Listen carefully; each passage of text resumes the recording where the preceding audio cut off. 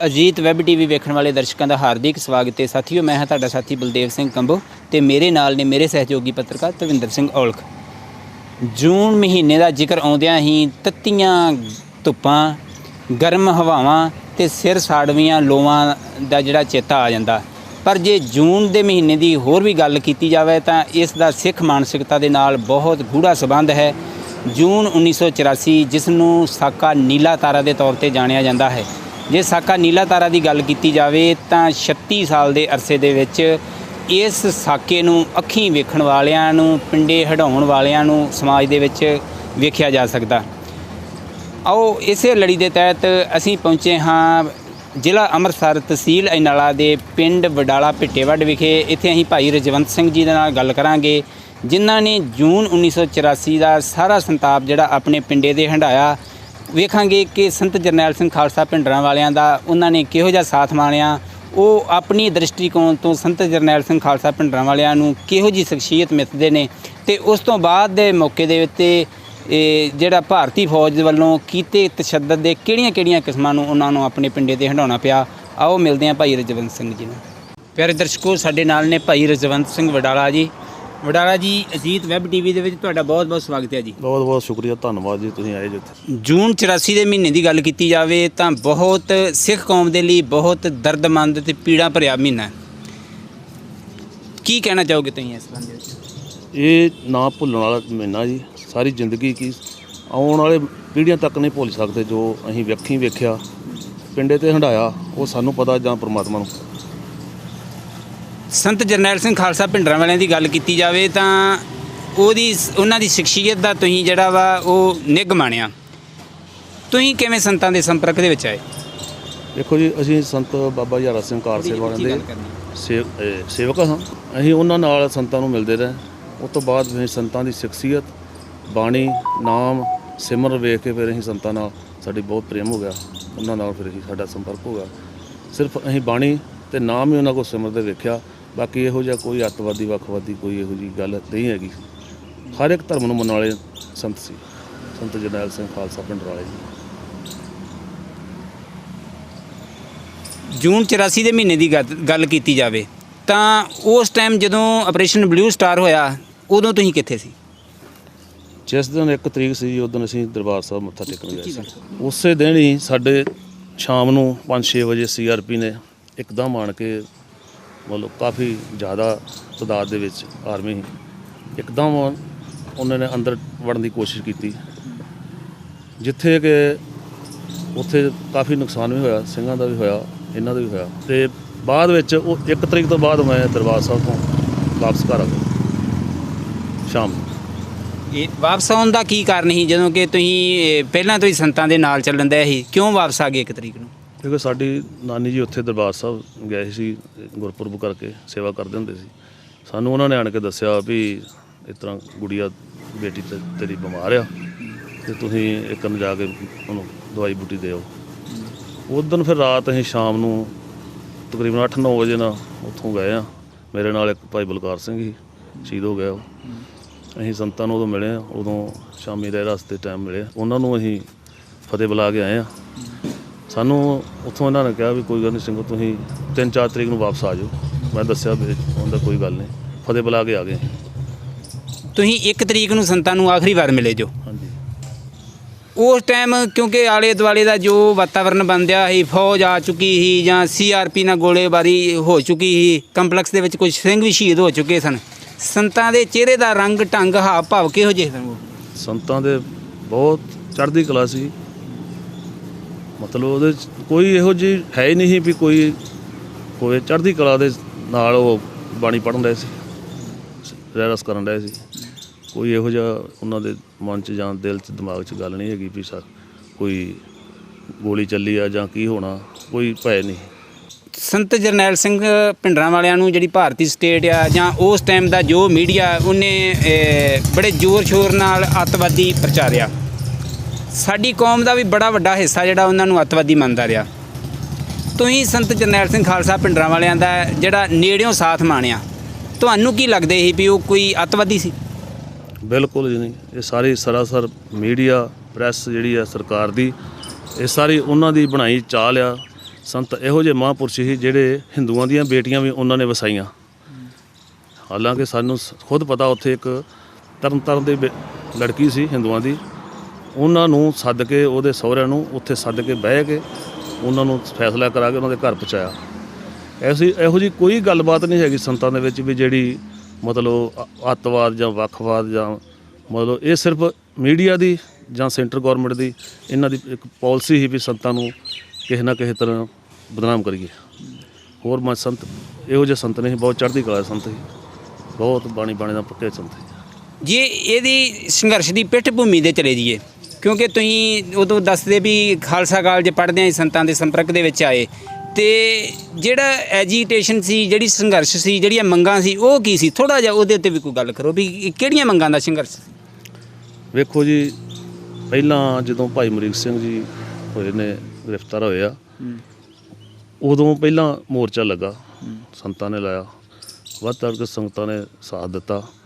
ਉਸ ਤੋਂ ਬਾਅਦ ਫਿਰ ਮੋਰਚਾ ਚੱਲਿਆ ਅਨੰਦਪੁਰ ਸਾਹਿਬ ਮੋਰਚਾ, ਅਨੰਦਪੁਰ ਸਾਹਿਬ ਦਾ। ਉਹਦੇ ਵਿੱਚ ਸੰਤਾਂ ਨੇ ਪੂਰਾ ਲੰਗੋਵਾਲ ਸਾਹਿਬ ਦਾ ਸਾਰਿਆਂ ਸਾਥ ਦੇ ਕੇ ਸੰਤਾਂ ਥਰੂ ਵੀ ਸੰਗਤ ਬੜੀ ਗ੍ਰਿਫਤਾਰੀਆਂ ਦਿੱਤੀਆਂ।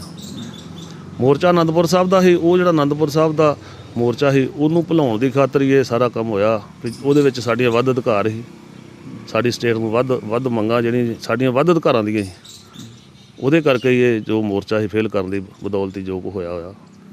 ਬਾਕੀ ਹੋਰ ਨਹੀਂ ਮੈਨੂੰ ਕੋਈ ਜਾਬ ਦੀ ਗੱਲ ਵੀ ਹੋਵੇ। ਜੂਨ ਦੇ ਮਹੀਨੇ ਤੇ ਫਿਰ ਆ ਜਾਈਏ, 1 ਤਰੀਕ ਨੂੰ ਤੁਸੀਂ ਕਿਸੇ ਕਾਰਨ ਆਪਣੇ ਘਰੇਲੂ ਕੰਮ ਕਰਕੇ ਘਰ ਆ ਗਏ, ਤੇ 2 3 4 5 6 ਜੂਨ ਨੂੰ ਜੋ ਗੋਲਾਬਾਰੀ ਹੁੰਦੀ ਰਹੀ, ਉਹਨੂੰ ਤੁਸੀਂ ਕਿਵੇਂ ਫਿਰ ਆਪਣੇ ਆਪ 'ਤੇ ਮਹਿਸੂਸ ਕੀਤਾ? ਵੇਖੋ ਜੀ, ਅਸੀਂ ਅੰਮ੍ਰਿਤਸਰ ਸਾਹਿਬ ਤੋਂ ਸਾਡਾ ਜਿਹੜਾ ਘਰ ਆ ਸਿਰਫ 6 ਕਿਲੋਮੀਟਰ ਤੇ ਆ। ਇੱਥੋਂ ਤੱਕ ਕਿ ਸਾਨੂੰ ਉੱਥੋਂ ਦੀਆਂ ਜਿਹੜੀ LMG ਚੱਲਦੀ ਸੀ ਜਾਂ ਬੰਦੂਕਾਂ ਚੱਲਦੀਆਂ ਸੀ, ਤੋਪ ਦਾ ਫੈਰਾ ਤੇ ਸਾਡੇ ਲਾਗੋਂ ਜਾਣ ਡਿਆ ਸੀ ਜੀ। ਸਾਡੇ ਆਰਮੀ ਕੈਂਪ ਸਾਡੇ ਲਾਗੇ, ਇੱਥੋਂ ਤੋਪ ਦਾ ਫੈਰਾ ਉੱਥੇ ਜਾਂਦੇ ਸੀ ਗੋਲੇ। ਤੇ ਸਾਹੇ ਸੌਣਾ ਕਿ ਸਾਡਾ ਸਾਰਾ ਪਰਿਵਾਰ, ਸਾਡਾ ਪਿੰਡ ਸਾਰਾ ਸੌਣਾ ਕਿ ਬਹਿ ਕੇ ਰਾਤ ਕੱਟਦੇ ਹਾਂ, ਕੀ ਹੋਣ ਡਿਆ, ਕਿਵੇਂ ਹੋਣ ਡਿਆ, ਅੰਦਰ ਸਿੰਘ ਕੀ ਕਰਦੇ ਹੋਣਗੇ, ਅੰਦਰ ਬੱਚੇ ਕੀ ਕਰਦੇ ਹੋਣਗੇ। ਕਿਸੇ ਨੇ ਰੋਟੀ ਪਾਣੀ ਨਹੀਂ ਖਾਧਾ 4-5 ਦਿਨ, ਕੋਈ ਸੌਂ ਕੇ ਨਹੀਂ ਵੇਖਿਆ ਕਿਸੇ ਨੇ। ਇੰਨਾ ਕੁ ਦੁੱਖ ਹੀ ਕਿ ਕੋਈ ਦੱਸ ਨਹੀਂ ਸਕਦੇ। ਇੰਨੇ ਜ਼ਿਆਦਾ ਦੁਨੀਆ ਸਾਰੇ ਸੰਗਤ ਦੇ ਵਿੱਚ, ਸਾਰੇ ਇਲਾਕੇ ਦੇ ਵਿੱਚ ਸਾਡੇ ਲਾਗੇ ਹੋਣ ਕਰਕੇ ਗੋਲੀਆਂ ਸੁਣਦੀਆਂ ਸੀ, ਆਵਾਜ਼ਾਂ ਆਉਂਦੀਆਂ ਸੀ, ਪਰ ਸਾਨੂੰ ਇਹ ਅਸੀਂ ਉੱਥੇ ਪਹੁੰਚ ਨਹੀਂ ਸਕਦੇ। ਕੋਸ਼ਿਸ਼ ਵੀ ਕੀਤੀ ਪਰ ਨਹੀਂ ਗੱਲ ਬਣੀ ਸਾਡੀ।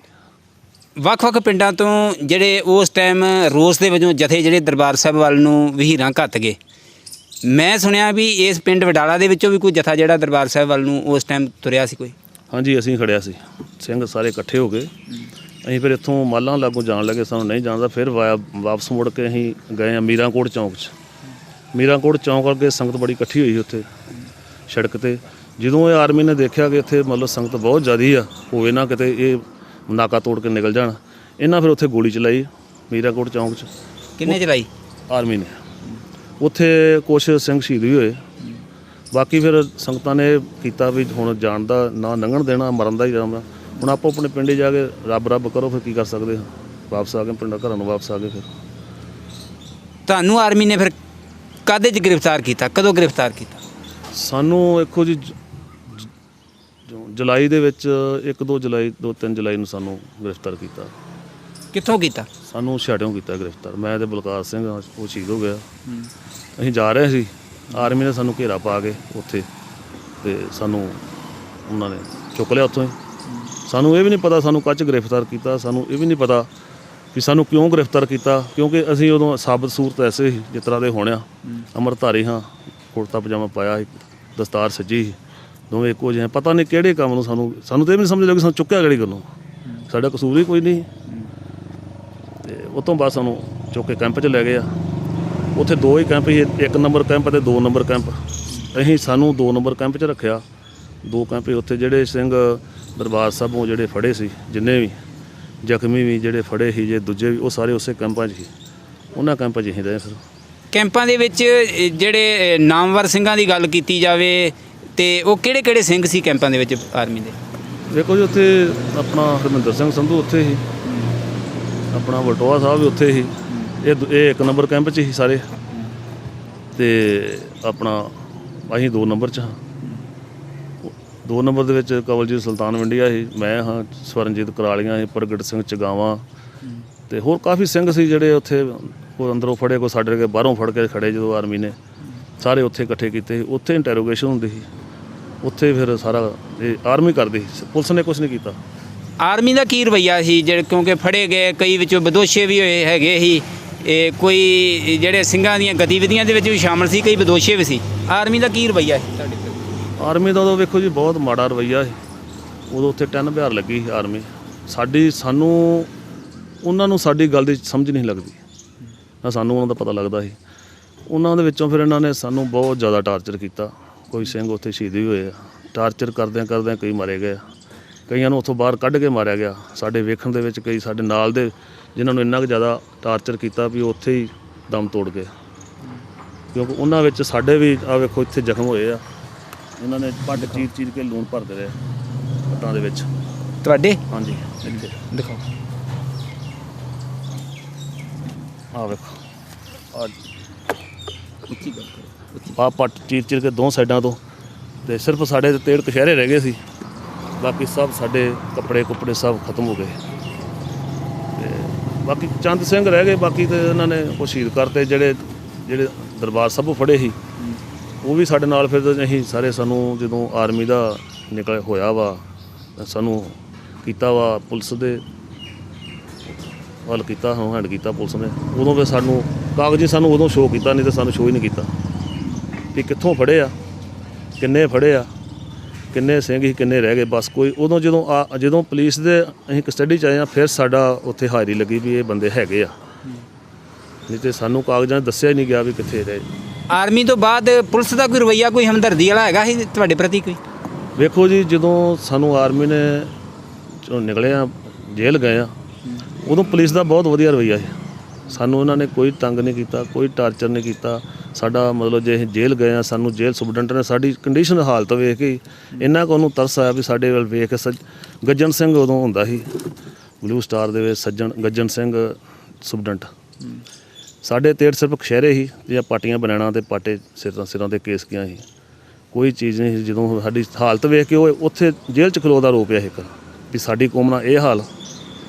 ਅਸੀਂ ਨੌਜਵਾਨ ਉਦੋਂ ਵੀ ਇੰਨਾ ਜ਼ਿਆਦਾ ਤਸੱਦਦ, ਬਾਹਾਂ ਗਲੀਆਂ ਬਿਜਲੀਆਂ ਪਾ ਲਾ ਸਾੜੀਆਂ, ਪਾਟਾਂ 'ਚੋਂ ਲਹੂ ਵਗਦਾ ਸੀ, ਤੇੜ ਕਸ਼ਹਿਰੇ ਸੀ, ਪੈਰਾਂ ਤੋਂ ਨੰਗੇ ਹਾਂ। ਕਰੰਟ ਬਹੁਤ ਜ਼ਿਆਦਾ ਲਾਇਆ। ਕਰੰਟ ਵੀ ਉਹ ਲਾਉਂਦੇ ਜਿਹੜੇ ਸਿੱਧੇ ਹੀ ਬਿਜਲੀ ਦੇ ਕੱਢ ਕੇ ਸ਼ੂਹ ਦੇ ਵਿੱਚੋਂ ਇੱਕ ਕੜੇ ਨਾਲ ਬੰਨ੍ਹ ਦੇਣਾ, ਤੇ ਦੂਜਾ ਜਿਹੜਾ ਉਹ ਜੇ ਥੱਲੇ ਪਾਣੀ ਛੱਡਿਆ, ਪਾਣੀ ਛੱਡ ਦੇਣਾ, ਉਹ ਫਿਰ ਬੰਦਾ ਬੁੜਕ ਕੇ ਪਾਣੀ ਦੇ ਵਿੱਚ ਹੀ ਉਬਲਦਾ। ਜੇ ਤੇ ਬਚ ਗਿਆ ਬਾਹਰ ਰੇਤਾ ਪਈ, ਰੇਤਾ ਸੁੱਟ ਦਿੰਦੇ ਸੀ, ਜਿਹੜਾ ਮਰ ਗਿਆ ਉਹਨੂੰ ਚੁੱਕ ਕੇ ਪਰਾਂ ਟੋਏ ਕੱਢੇ ਹੋਏ ਸੁੱਟ ਦਿੰਦੇ ਸੀ। ਸੰਤ ਭਿੰਡਰਾਂ ਵਾਲੇ 6 ਜੂਨ ਨੂੰ ਸ਼ਹੀਦ ਹੋ ਗਏ, ਭਾਈ ਅਮਰੀਕ ਸਿੰਘ ਸ਼ਹੀਦ ਹੋ ਗਏ, ਜਰਨਲ ਸ਼ਬੇਕ ਸਿੰਘ ਸ਼ਹੀਦ ਹੋ ਗਏ। ਜਿਹੜੇ ਬਾਕੀ ਸਿੰਘ ਫੜੇ ਸੀ ਉਹਨਾਂ ਨੂੰ ਇੰਟਰੋਗੇਟ ਕਿਹੜੇ ਨਾਂ ਦਾ ਕੀਤਾ ਜਾਂਦਾ ਸੀ, ਕੀ ਪੁੱਛਿਆ ਜਾਂਦਾ ਸੀ ਤੁਹਾਨੂੰ? ਵੇਖੋ ਜੀ, ਉਹ ਪੁੱਛਦੇ ਸੀ ਵੀ ਹਥਿਆਰ ਦੱਸੋ, ਬਾਕੀ ਬੰਦੇ ਦੱਸੋ, ਜਿਹੜੇ ਬਚ ਗਏ ਆ ਜਾਂ ਜਿਹੜੇ ਬਾਹਰ ਅੰਦਰ ਆ ਗਏ ਕਿੱਥੇ ਆ ਉਹ ਦੱਸੋ। ਇੱਕ ਸਾਡੇ ਨਾਲ ਭਾਈ ਸੂਬਾ ਸਿੰਘ ਸੀ ਵਡਾਲੇ ਦੇ, ਉਹ ਵੀ ਸਾਡੇ ਨਾਲ ਹੀ ਸਾਡੇ ਸੀ, ਉਹਦੇ ਬਾਰੇ ਵੀ ਸਾਨੂੰ ਬੜਾ ਪੁੱਛਦੇ ਰਹੇ, ਉਹ ਦੱਸੋ ਕਿੱਥੇ। ਹਾਲਾਂਕਿ ਕੋਈ ਵੀ ਸਿੰਘ ਜਦੋਂ ਆਪਣਾ ਇੱਕ ਦੂਜੇ ਦੇ ਵਿਛੜਦਾ, ਇਹ ਥੋੜ੍ਹਾ ਦੱਸਦਾ ਮੈਂ ਕਿੱਥੇ ਬੈਠਾ, ਤੇ ਇਹ ਕਰਕੇ ਫਿਰ ਉਹ ਬੰਦਿਆਂ ਨੂੰ ਕਈ ਤੇ ਇੰਟਰੋਗੇਸ਼ਨ ਕਰਦੇ ਬੰਦੇ ਸ਼ਹੀਦ ਹੋ ਗਏ ਜਿਹੜੇ ਨਹੀਂ ਚੱਲ ਸਕੇ। ਸਾਡੇ ਵਿੱਚੋਂ ਇੱਕ ਬੰਦਾ ਸ਼ਹੀਦ ਹੋ ਗਿਆ, 2 ਗੁਰਦਾਸਪੁਰ ਦੇ ਮੁੰਡੇ ਮਾਰੇ ਇਹਨਾਂ ਨੇ, ਉਹਨਾਂ ਦਾ ਕੋਈ ਥੋਹ ਪਤਾ ਨਹੀਂ ਵੀ ਕਿੱਥੋਂ ਦੇ ਆ ਕਿੱਥੋਂ ਦੇ ਨਹੀਂ। ਸਾਨੂੰ ਤਾਂ ਉਦੋਂ ਪਤਾ ਲੱਗਾ ਜਦੋਂ ਫਤਿਹ ਬੁਲਾ ਕੇ ਚੱਲੇ ਆ, ਚੰਗਾ ਜੀ, ਵਾਹਿਗੁਰੂ ਜੀ ਕਾ ਖਾਲਸਾ ਤੇ ਵਾਹਿਗੁਰੂ ਜੀ ਕੀ ਫਤਿਹ। ਮੈਂ ਕਿਹਾ ਤੁਹਾਡੀ ਰਿਹਾਈ ਹੋ ਗਈ? ਕਹਿੰਦੇ ਨਹੀਂ, ਰਾਤੀ ਸਾਡੇ 2 ਬੰਦੇ ਸ਼ਹੀਦ ਕੀਤੇ ਆ, ਅੱਜ ਸਾਡੀ ਵਾਰੀ ਆ। ਸਾਨੂੰ ਫਿਰ ਉਹਦੇ ਕੈਂਪ ਦੇ ਵਿੱਚ ਸਾਹਮਣੇ ਗੋਲੀਆਂ ਦੀਆਂ ਆਵਾਜ਼ਾਂ ਵੀ ਆਈਆਂ ਜਦੋਂ ਮਾਰੇ ਆ, ਫਿਰ ਸਾਨੂੰ ਵਿਖਾਏ ਵੀ ਗਏ, ਫਿਰ ਵਾਪਸ ਲੈਣ ਦੇ। ਕੈਂਪ ਤੋਂ ਬਾਅਦ ਕਿਹੜੀ ਜੇਲ੍ਹ ਦੇ ਵਿੱਚ ਤੁਹਾਨੂੰ ਜਾਣਾ ਪਿਆ? ਸਾਨੂੰ ਆਪਣਾ ਸੈਂਟਰ ਜੇਲ੍ਹ ਗਮਟਾਲ, ਜਿਹੜੇ ਸਾਡੇ ਨਾਲ ਦੇ ਜਿਹੜੇ ਅੰਦਰੋਂ ਫੜੇ ਸੀ ਬਲੂ ਸਟਾਰ ਦੇ 84 ਤੋਂ ਬਾਅਦ ਜਿਹੜੇ ਸਿੰਘ ਫੜੇ ਆ, ਇਹ ਫਿਰ ਸਾਰੇ ਚਲੇ ਗਏ ਯੋਧਪੁਰ ਨੂੰ, ਤੇ ਸਾਡੇ ਤੇ ਫਿਰ ਇਹਨਾਂ ਨੇ NSA ਲਾਤੀ ਇੱਥੇ ਅੰਮ੍ਰਿਤਸਰ 'ਚ ਨਜ਼ਰਬੰਦੀ। ਫਿਰ ਅਸੀਂ NSA 'ਚ ਰਹੇ ਹਾਂ। ਕਿੰਨਾ ਚਿਰ ਜੇਲ੍ਹ ਕੱਟਣੀ ਪਈ? ਜੇਲ੍ਹ ਸਾਨੂੰ 2-2.5 ਘੰਟੇ 2-2.5 ਸਾਲ ਕੱਟਣੀ ਪਈ ਇੱਥੇ। ਇਹ ਜੇਲ੍ਹ ਦੌਰਾਨ ਹੀ ਮੇਰੀ ਸਿਸਟਰਾਂ ਦੋਵਾਂ ਦੀ ਮੈਰਿਜ ਸੀ। ਮੈਂ ਜੇਲ੍ਹ 'ਚ ਹਾਂ, ਭਾਈ ਗਿਆਨੀ ਪੂਰਨ ਸਿੰਘ ਨੂੰ ਸੁਨਾਹ ਭੇਜਿਆ ਵੀ ਪੁਲਿਸ ਨਹੀਂ ਕਿਸੇ ਨੂੰ ਵੜਨ ਦੀ, ਘਰ ਤੁਸੀਂ ਫੇਰੇ ਕਰਕੇ ਆਓ। ਭਾਈ ਪੂਰਨ ਸਿੰਘ ਜੀ ਮੇਰੇ ਘਰ ਫੇਰੇ ਕਰਕੇ ਗਏ ਆ, ਇਹਨਾਂ ਨੂੰ ਮਾਲਾਂ ਤੋਂ ਚੁੱਕ ਲਿਆ ਤੇ ਸ਼ਾਮ ਨੂੰ ਉਹ ਵੀ ਸਾਡੇ ਕੋਲ ਜੇਲ੍ਹ 'ਚ ਆ ਗਏ। ਜਾ ਕੇ ਫਤਿਹ ਬੁਲਾਈ। ਮੈਂ ਕਿਹਾ ਸੰਤ ਜੀ ਬਾਬਾ ਜੀ ਤੁਸੀਂ ਕਿੱਧਰ ਆ ਗਏ ਜੋ? ਮੈਨੂੰ ਹੱਸ ਕੇ ਕਹਿੰਦੇ ਵੀ ਜੇ ਤੁਹਾਡੇ ਘਰ ਫੇਰੇ ਕਰਨੇ ਤੇ ਫਿਰ ਅਸੀਂ ਤੁਹਾਡੇ ਕੋਲ ਹੀ ਆਉਣਾ ਸੀ। ਸੰਤ ਬਹੁਤ ਚੜ੍ਹਦੀ ਕਲਾ ਦੇ ਸਿੰਘ ਸਾਹਿਬ ਸੀ, ਉਹ ਨਿਡਰ ਸਿੰਘ ਸਾਹਿਬ। ਜਿੰਨਾ ਚਿਰ ਤੁਸੀਂ ਜੇਲ੍ਹ ਕੱਟੀ 2-2.5 ਸਾਲ ਤੁਸੀਂ ਆਂਦੇ ਜੇਲ੍ਹ ਕੱਟਣੀ ਪਈ, ਕੀ ਉਸ ਤੋਂ ਬਾਅਦ ਕੋਈ ਪ੍ਰਸ਼ਾਸਨ ਦਾ ਰਵੱਈਆ ਤੁਹਾਡੇ ਪ੍ਰਤੀ ਕੋਈ ਨਰਮ ਹੋਇਆ? ਵੇਖੋ ਜੀ ਉਦੋਂ ਜਦੋਂ ਬਰਨਾਲਾ ਸਰਕਾਰ ਆ ਗਈ ਸਾਨੂੰ ਇਹਨਾਂ ਨੇ ਮਤਲਬ ਆਖਿਆ ਵੀ ਤੁਸੀਂ ਜਿੰਨੇ ਨੌਜਵਾਨ ਆਏ ਨੇ ਨਜ਼ਰਬੰਦੀ ਕੱਟ ਕੇ ਆਏ ਆ, ਇਹਨਾਂ ਨੂੰ ਅਸੀਂ ਪਰਮਿਟ ਦਿੰਦੇ ਆ, ਜੋਬ ਵੀ ਦਾਂਗੇ ਤੇ ਲਈਆਂ ਵੀ ਆ, ਪਰਮਿਟ ਹੀ ਲਏ ਨੇ। ਪਰ ਸਾਡੇ ਮਨ ਦੇ ਵਿੱਚ ਦੁੱਖ ਹੀ, ਸਾਡੇ ਦਿਲ 'ਚ ਨਿਰਾਸ਼ਾ ਸੀ ਵੀ ਸਾਡੀ ਕੌਮ ਨਾਲ ਸਾਡੇ ਇਹ ਕੰਮ ਕੀਤਾ। ਸਾਨੂੰ ਇਹ ਜਾਪਦਾ ਵੀ ਅਸੀਂ ਇਹਨਾਂ ਵਿੱਚ ਰਹਿਣਾ ਹੀ ਨਹੀਂ, ਅਸੀਂ ਇਹਨਾਂ ਕੋਲ ਲੈਣਾ ਹੀ ਨਹੀਂ, ਆਹ ਭੀਖ ਨਹੀਂ ਮੰਗਣੀ। ਅੱਜ ਤੱਕ ਨਹੀਂ ਕੋਈ ਸਰਕਾਰ ਕੋਲ ਲਿਆ, ਨਹੀਂ ਕਿਸੇ ਕਮੇਟੀ ਕੋਲ ਲਿਆ, ਨਹੀਂ ਕਿਸੇ ਕੋਲ ਨੌਕਰੀ ਲਈ, ਆਪਣੀ ਰੋਟੀ ਖਾਣ ਡਿਆ, ਮਹਾਰਾਜ ਦਿੱਤੀ ਚਲੋ, ਬਾਕੀ ਅਸੀਂ ਕੁਛ ਨਹੀਂ ਲਿਆ ਨਾ। ਜਿਹੜੇ ਸੰਘਰਸ਼, ਜਿਹੜੇ ਇਨਸਾਫ ਲਈ, ਜਿਹੜੀਆਂ ਹੱਕੀ ਮੰਗਾਂ ਲਈ ਸੰਘਰਸ਼ ਸ਼ੁਰੂ ਹੋਇਆ, ਬਾਅਦ ਦੇ ਵਿੱਚ ਉਹਦਾ ਜਿਹੜਾ ਰਿਜ਼ਲਟ ਆ ਉਹ ਸਾਕਾ ਨੀਲਾ ਧਾਰਾ ਨਿਕਲਿਆ। ਉਹ ਜਿਹੜੀਆਂ ਬੇਇਨਸਾਫੀਆਂ ਨੇ ਉਹ ਅੱਜ ਵੀ ਜਿਉਂ ਦੀਆਂ ਤਿਉਂ ਆ, ਜਿਹੜੀਆਂ ਮੰਗਾਂ ਹੀ ਪੰਜਾਬ ਦੀਆਂ ਉਹ ਜਿਉਂ ਦੀਆਂ ਤਿਉਂ ਆ। ਉਹਦੇ ਸੰਬੰਧ 'ਚ ਤੁਸੀਂ ਕੀ ਕਹਿਣਾ ਚਾਹੋਗੇ? ਵੇਖੋ ਜੀ ਇਹ ਤਾਂ ਪੋਲੀਟੀਕਲ ਸਟੰਟ ਆ, ਇਸ ਨਾ ਸਾਡੀਆਂ ਮੰਗਾਂ ਮੰਨਣੀਆਂ ਤੇ ਨਾ ਸਾਨੂੰ ਉਹਨਾਂ ਦੇਣੀਆਂ ਨੇ। ਅਸੀਂ ਘੱਟ, ਸਾਡੀ ਜਿਹੜੀ ਕੌਮ ਆ ਜਿਹੜੀ ਆ ਛੋਟੀ ਕੌਮ ਕਰਕੇ, ਬਾਕੀ ਸਾਨੂੰ ਮਿਲਣਾ ਕੁਛ ਨਹੀਂ, ਨਾ ਅਸੀਂ ਆਸ ਰੱਖਦੇ ਇਹਨਾਂ ਸਰਕਾਰਾਂ ਤੋਂ ਵੀ ਸਾਨੂੰ ਕੁਛ ਮਿਲੂ, ਕਿਉਂਕਿ ਇਹਨਾਂ ਕੋ ਹੋ ਗਿਆ, ਸਿੰਘ ਸ਼ਹੀਦ ਹੋ ਗਏ, ਇੰਨਾ ਘਰ ਉੱਜੜ ਗਏ, ਉੱਥੇ ਦੇ ਫਿਰ ਉੱਥੇ ਖੜੇ ਜਿੱਥੋਂ ਤੁਰੇ ਆ। 1 ਇੰਚ ਸਾਨੂੰ ਕਿਤੋਂ ਇਨਸਾਫ ਨਹੀਂ, 1 ਇੰਚ ਨਹੀਂ ਇਨਸਾਫ ਮਿਲਿਆ। ਜਿਹੜੇ ਨਾਲ ਦੇ ਮੁੰਡੇ ਸਾਡੇ ਨਾਲ ਦੇ ਉਦੋਂ ਦੇ ਜੇਲ੍ਹਾਂ 'ਚ ਅਜੇ ਵੀ ਬੈਠੇ ਹੋ, ਜਿਨ੍ਹਾਂ ਦੇ ਕਈ ਸਾਲ ਹੋ ਗਏ, ਕੇਸ ਖਤਮ ਹੋ ਚੁੱਕੇ ਆ, ਕਿਹੜੇ ਸਾਨੂੰ ਇਨਸਾਫ ਕਿੱਥੋਂ ਮਿਲਣਾ? ਇੱਥੋਂ ਹਿੰਦੁਸਤਾਨ ਦੀ ਸਰਕਾਰ ਕੋਲ, ਸਾਡੇ ਸਿੱਖ ਕੌਮ ਦੇ ਕੋਲ ਇਨਸਾਫ ਨਹੀਂ ਦੇਣ ਜੋਗਾ ਗਾ। ਸਾਨੂੰ ਇਹ ਚਾਹੁੰਦੇ ਨੇ ਵੀ ਇਹ ਸਿੱਖ ਜਿਹੜੇ ਆ ਇਹ ਜਿਸ ਤਰ੍ਹਾਂ ਅਸੀਂ ਰਹਿਣ ਡਿਆ, ਥੋੜ੍ਹੇ ਹੋਣ ਦੇ ਨਾਂ 'ਤੇ ਸਾਰੇ ਮੁਲਕ ਨੂੰ ਲੰਗਰ ਛਕਾ ਸਕਦੇ ਹਾਂ। ਜੇ ਸਾਨੂੰ ਆਜ਼ਾਦੀ ਹੋਵੇ ਤਾਂ ਅਸੀਂ ਵਰਲਡ ਨੂੰ ਲੰਗਰ ਛਕਾ ਸਕਦੇ ਹਾਂ, ਪਰ ਸਾਨੂੰ ਇਹ ਗੁਲਾਮ ਰੱਖਣਾ ਚਾਹੁੰਦੇ ਆ, ਕਿਉਂਕਿ ਸਾਡਾ ਅਜੇ ਤੱਕ ਇਹਨਾਂ ਨੇ ਇੱਕ ਵੀ ਇਨਸਾਫ ਨਹੀਂ ਸਾਨੂੰ ਮਿਲਿਆ। ਨਾ 84 ਦਾ ਮਿਲਿਆ, ਨਾ ਨਵੰਬਰ 84 ਦਾ ਮਿਲਿਆ। ਸਾਡੇ ਸ਼ਹੀਦ ਇੰਨੇ ਹੋਇਆ, ਸਾਡੇ ਕਿਸੇ ਪਰਿਵਾਰ ਨੂੰ ਕੱਖ ਨਹੀਂ, ਨਾ ਨੌਕਰੀ, ਨਾ ਕੋਈ ਗੱਲ ਨਹੀਂ। ਹਾਂ, ਤੇ ਸਾਨੂੰ ਕੀ ਮਿਲਣਾ ਇੱਥੋਂ? ਸਾਨੂੰ ਤਾਂ ਇਹ ਇਸੇ ਮਤਲਬ ਦੁੱਖ ਦੇ ਵਿੱਚ ਹੀ ਅਸੀਂ ਕੋਈ ਸਰਕਾਰ ਕੋਲ ਮੰਗ ਨਹੀਂ ਕਰਦੇ ਵੀ ਹਾਂ ਤੁਹਾਡੇ ਕੋਲ ਲੈਣਾ, ਜਦੋਂ ਸਾਡੀ ਸਰਕਾਰ ਹੀ ਨਹੀਂ, ਸਾਡਾ ਕੋਈ ਇੱਥੇ ਰੁਤਬਾ ਹੀ ਨਹੀਂ ਕੌਮ ਦਾ, ਫਿਰ ਅਸੀਂ ਇਹਨਾਂ ਕੋਲ ਮੰਗਣਾ ਵੀ ਕੀ ਆ? ਅਸੀਂ ਤਾਂ ਉੱਥੇ ਖਲੋਤੇ ਜਿੱਥੋਂ ਤੁਰੇ ਹਾਂ।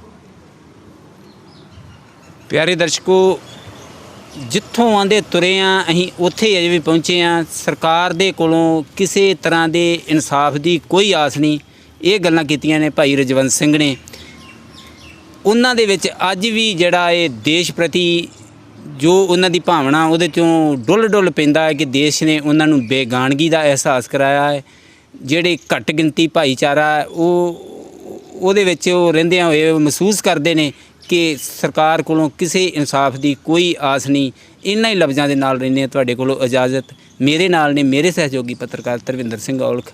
ਵਧੇਰੇ ਖਬਰਾਂ ਲਈ ਤੁਸੀਂ ਵੇਖਦੇ ਰਹੋ ਅਜੀਤ ਵੈਬ ਟੀਵੀ। ਤੁਹਾਡਾ ਬਹੁਤ ਬਹੁਤ ਧੰਨਵਾਦ। ਦੇਸ਼ ਦੁਨੀਆ ਤੇ ਕੋਰੋਨਾ ਮਹਾਮਾਰੀ ਦਾ ਅਸਰ।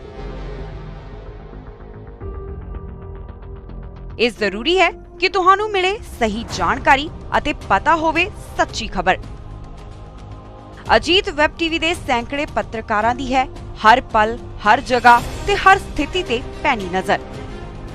ਪਿੰਡ, ਕਸਬਾ, ਸ਼ਹਿਰ ਹੋਵੇ ਜਾਂ ਦੇਸ਼ ਵਿਦੇਸ਼, ਅਸੀਂ ਜੁੜੇ ਹਾਂ ਤੁਹਾਡੇ ਨਾਲ ਅਖਬਾਰਾਂ ਤੇ ਸੋਸ਼ਲ ਮੀਡੀਆ ਰਾਹੀਂ। ਕਲਮ ਦੀ ਤਾਕਤ ਤੇ ਵੈਬ ਟੀਵੀ ਦੇ ਮਾਧਿਅਮ ਦੇ ਨਾਲ ਹਰ ਜਨ ਤੱਕ ਪਹੁੰਚਾਵਾਂਗੇ ਹਰ ਮਨ ਦੀ ਆਵਾਜ਼। ਹਰ ਆਮੋ ਖਾਸ ਤੇ ਹਕੂਮਤ ਨੂੰ ਵੀ ਕਰਾਂਗੇ ਸਵਾਲ ਜਵਾਬ। ਆਪ ਨਹੀਂ ਤਾਂ ਪਹੁੰਚੇਗੀ ਸਾਡੀ ਵੀਡੀਓ ਕਾਲ। ਅਫਵਾਹਾਂ ਤੋਂ ਬਚੋ ਅਤੇ ਸੱਚੀਆਂ ਤੇ ਸਹੀ ਖਬਰਾਂ ਦੇ ਲਈ ਜੁੜੇ ਰਹੋ ਅਜੀਤ ਵੈਬ ਟੀਵੀ ਦੇ ਨਾਲ।